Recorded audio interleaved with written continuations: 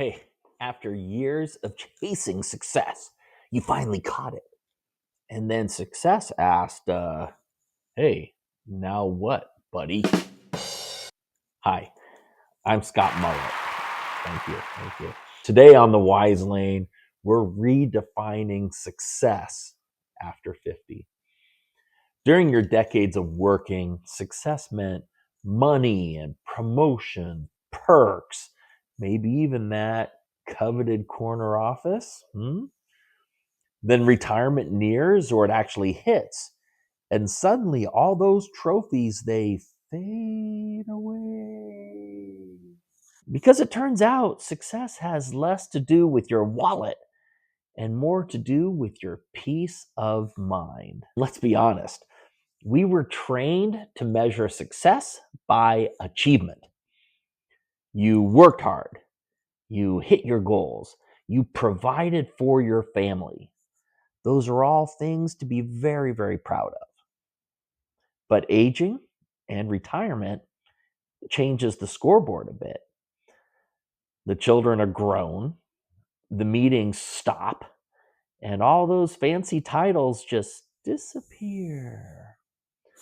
Many people will feel lost, not because they failed, but because no one is keeping score for them anymore. But you know what? You can't win a game that no longer exists for you. That means we have to stop playing the wrong game and start playing the right one.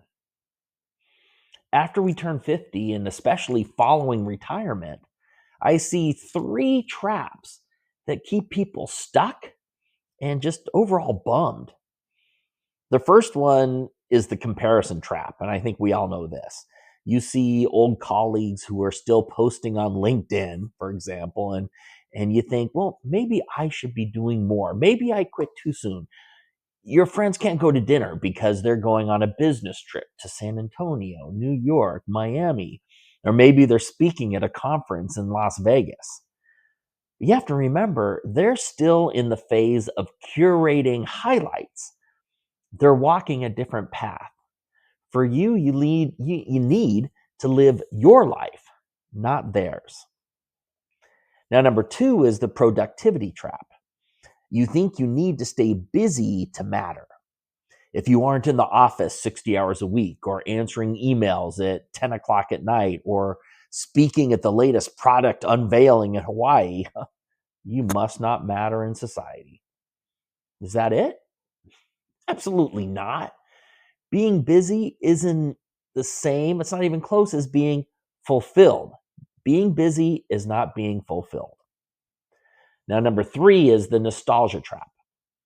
You keep replaying those glory days in your head, which sadly keeps you from enjoying the great days you can have now. You reminisce about the time you got an attaboy from your boss in a meeting, or the time you saved a large customer from taking their business elsewhere, or when you encouraged the office to upgrade its networking email technology. Oh, do you remember analog modems? Oh, and that sound they used to make? Oh. Yeah, it is time to move on. Sorry about the spittle. So you need to try a new definition of success. How about this? Success in retirement is no longer measured by how much you have saved or you've earned or the titles you have, but it's more measured by how little you need anymore to be happy, or how freely you give your time, your talent, and your treasure. How often you laugh without checking your phone. I don't even know where my phone is. Please, please, please don't make it about having more superficial material metrics, more things, more than. No. Maybe your new success formula is something like mine. I like freedom plus purpose plus joy equals success. Or create your own ratio. Maybe it's more time with your children, your spouse, your friends, your grandkids. For others, it's starting a new hobby, a passion business, or taking a big adventure trip, making memories. The key is you need to choose your own scoreboard, because if you measure your life by someone else's metrics, you're often going to come up a little bit short. To me, freedom is its own success. If I wake up excited about my day, that's success. Check. I enjoy a coffee or an iced tea without checking 53 emails. Hey, success. Check. Here's a secret that doesn't get shared enough. The happiest retirees, in fact, the happiest people in general, aren't the richest and wealthiest or those with the best job titles. They are the useful ones, the useful people.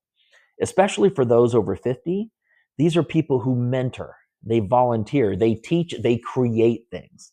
They stay relevant by giving back, because purpose never retires, it just changes job titles. For example, mine went from co-owner and principal of an investment firm to being the CEO of Scott's Free Time. Yeah. But of course, that is in consultation with my wife, who is the chairman of the board of Scott's Free Time. You have to make concessions. Your purpose doesn't have to be big. It just has to matter to you.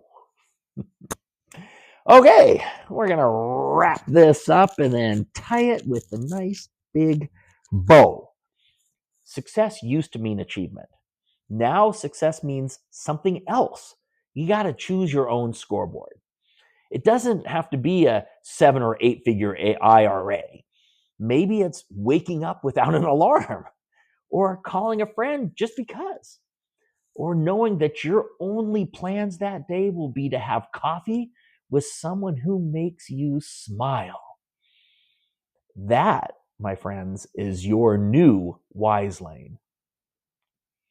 If you found any of this helpful, please give a like to this video and share it with someone who's struggling to measure their worth in a game they really aren't playing anymore.